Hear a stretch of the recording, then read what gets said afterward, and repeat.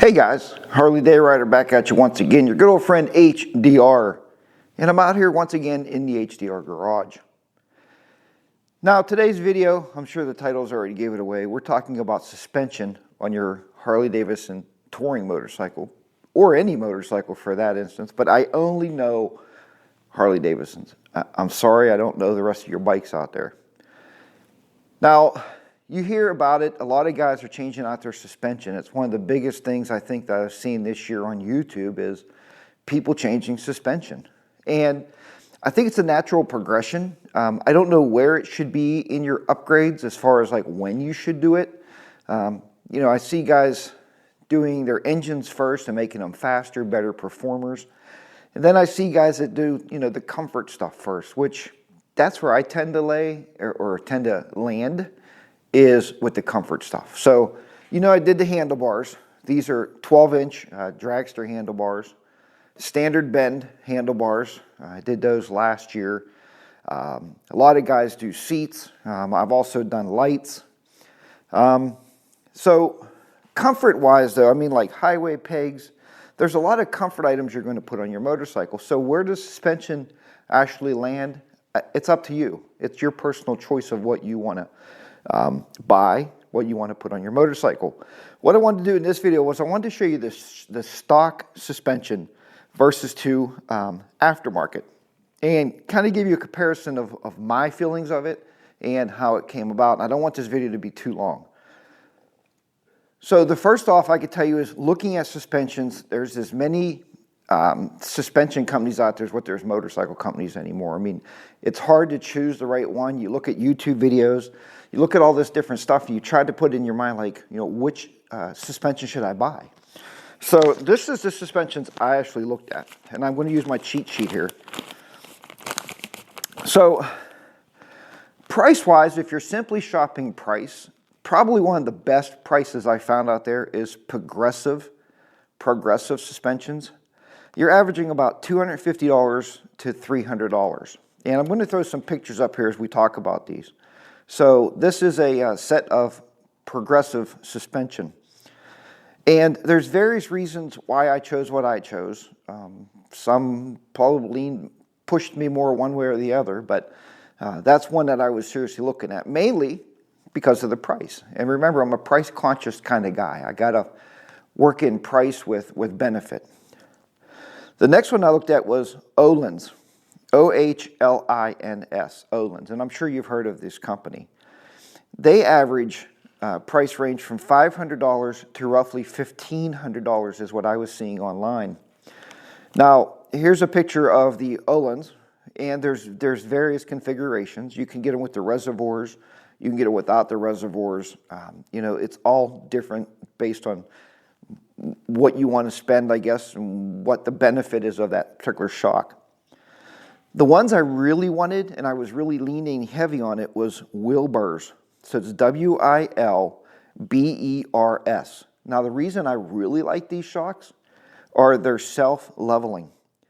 So once you put this set of shocks on your motorcycle, you don't have to get off and adjust sag and adjust tension and adjust, release springs. You don't have to adjust, buffeting sensors or any of that stuff. It does it all for you. But the average price I was seeing for a set of Wilbers self-leveling shocks is $2,000. That's a big ask. And I'm sure they're worth it. Man, the people that buy these things absolutely love them. And it's a great time savers because you just jump on the bike and the bike will level itself out. You put a passenger on, it will level out. You put, your tour pack on, you put all your luggage in there, it will level out. So Wilbur's self-leveling was $2,000. Then a lot of people are buying Legends. So there's Legends. Oh, here's a picture of the Wilbur's right here. Just as I'm talking about these, I'll just keep rolling these pictures by. Legend has Revos, and then they have Revo A's. So the only difference that I see between a Revo and a Revo A, and I could be totally wrong about this, but the biggest difference is there's an adjustment knob on the bottom. We'll talk about that a little bit, but that adjustment knob is not for setting your sag. That adjustment knob is the compression, how fast the compression recovers when you hit a bump. Okay, so it can either spring you back up or it can just ease you back up after you hit a bump. So you're not going to bottom out, but it's going to level that bike back out after you hit something, you know, a speed bump or whatever. Now, Legends are averaging from $600 to $1,300, and here's a picture of the Legends here. So all the prices are fairly close, except the progressive shocks, which you can get, you know, relatively inexpensive. So we're going to talk a little bit first before I go into what I purchased. I'm going to show you what I purchased.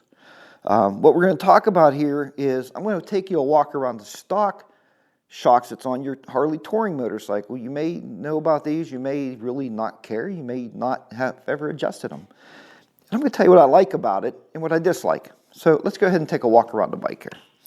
Now that you have an idea of what kind of shocks are out there.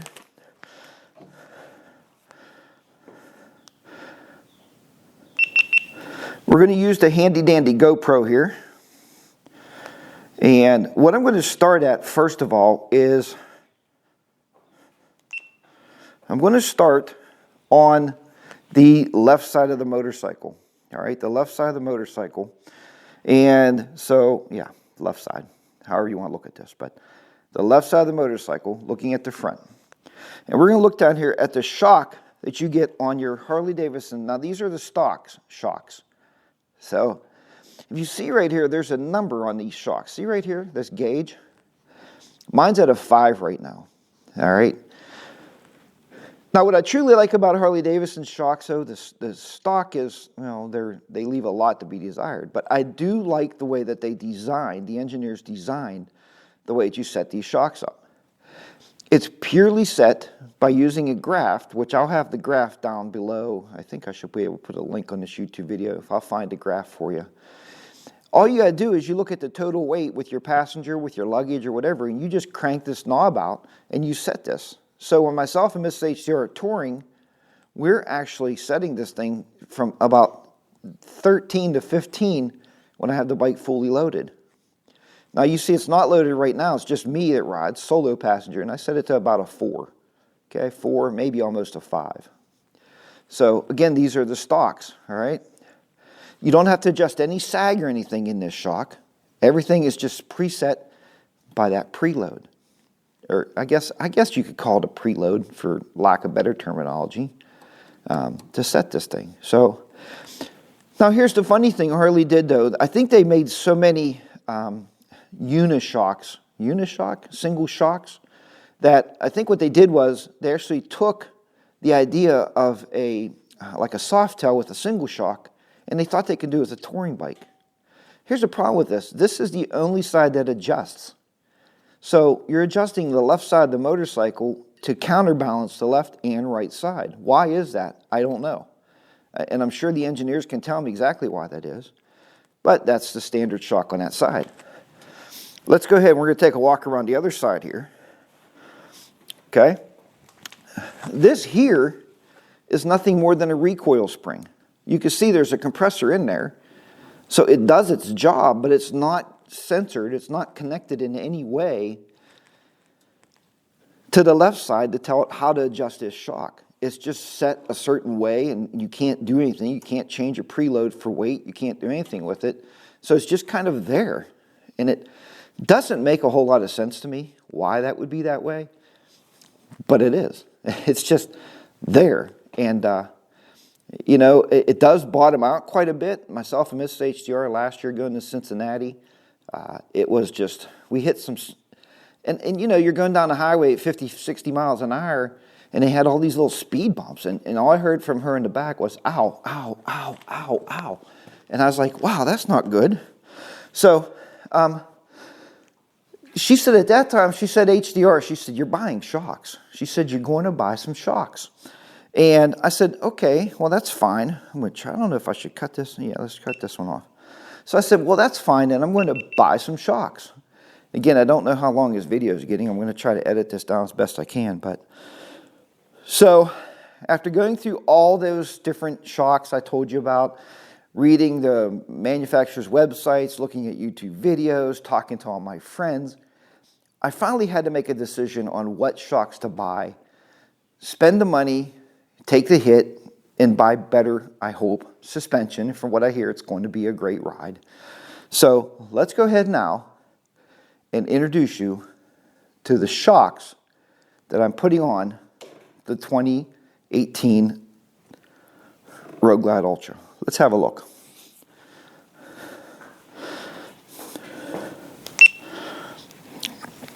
All right, so now we get to do a little bit of official unboxing.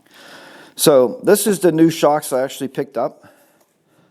And you see the color there. The ones I finally chose for my motorcycle is dun, dun, dun, dun. You see the L. Dun, dun, dun, dun. You see Legend.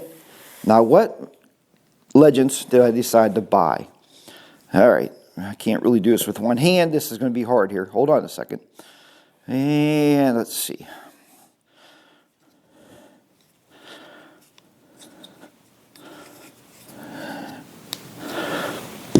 All right. This is going to be a lot of editing, I think. I feel it's going to be a lot of editing. All right, let me get these out of the box here.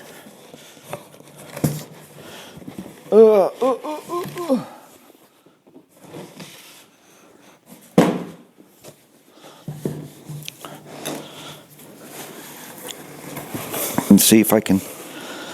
All right, let's switch you back around here. You ready? Here we go. And get the camera so I can see what's going on here. Legend.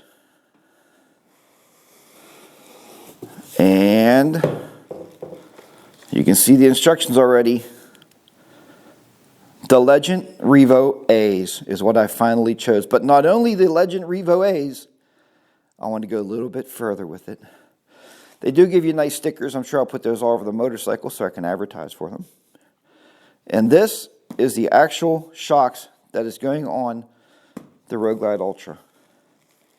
Are you ready? 1, 2, 3. Dun, dun, dun. The Legend Revo A's Gold Edition. The gold, look at that shock, huh? Is she not beautiful or what? You can see down here where it has the knobs here. Again, those knobs, the only thing those adjust is they adjust how fast that shock will recover, is what those are. These are the Legend 110 Revo A's, Legend suspension.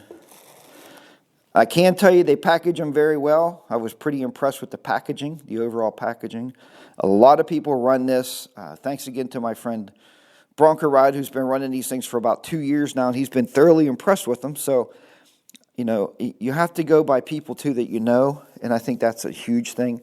But these are the shocks that are going on there. Now, I can tell you with these shocks, there's something a little different with these shocks. And I think I'll go back to the other camera. Now that you've seen them, here, let's put this back on here to keep them safe until I install them. Because the next thing I found out when you buy shocks, yeah, you got to find somebody that has a jack, so we can actually install these things. And I do have one. Be the Rider PA actually has jacks. All right, let's go back over here. Hopefully my camera's still recording up there. Let's take a walk over here real quick. Make sure we're still recording. Let's see here. Yep. Is it still recording? Yes, thank goodness. Still recording. We're only at 15 minutes. That's not a bad video. With some editing, I think I'll get this down. All right, let me shut this one off.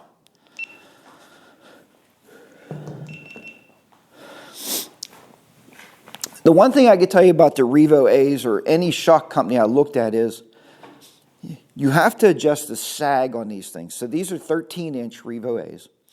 And I have 13-inch shocks on the bike now, so that makes perfectly good sense.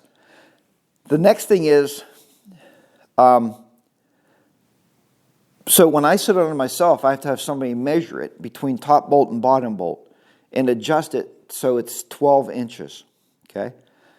Now, then I get off, okay? Now I put myself in Mrs. HDR. We got to measure it again, get another 12 inches.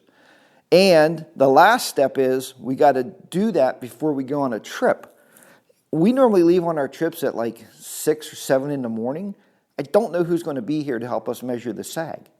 So my question to you guys out there that maybe you've done shocks, or maybe you're thinking about it, or you know somebody that did it, is there an easy way to put markings on top of those shocks and just be able to turn that spindle and set them for whatever riding condition you may be doing that particular day?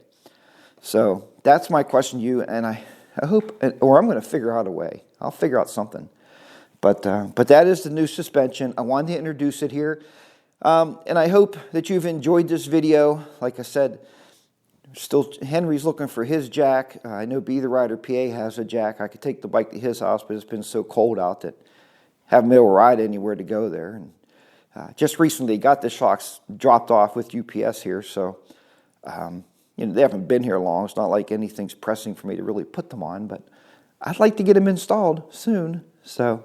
All right, but thanks everybody for watching. I hope this video helps you out buy shocks. I hope it helps you out if you don't understand your stock shocks on your touring motorcycle.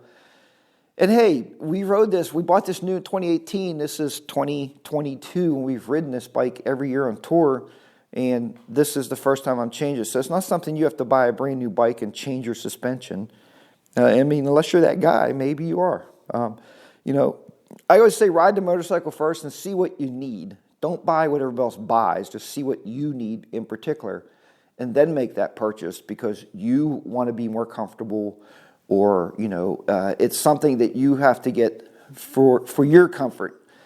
My bike is set up for my comfort. So, all right, I'm glad everybody watched the video. I hope you enjoyed the video. I hope it helped you a little bit. I hope it educated you. I've done a lot of research on this topic, as you can clearly see. So until next time, everybody, thanks for watching. Remember, Roger and Ride, be safe out there. HarleyDayRider, be down and out in the beautiful HDR garage here in southwestern Pennsylvania. Bye for now, everybody.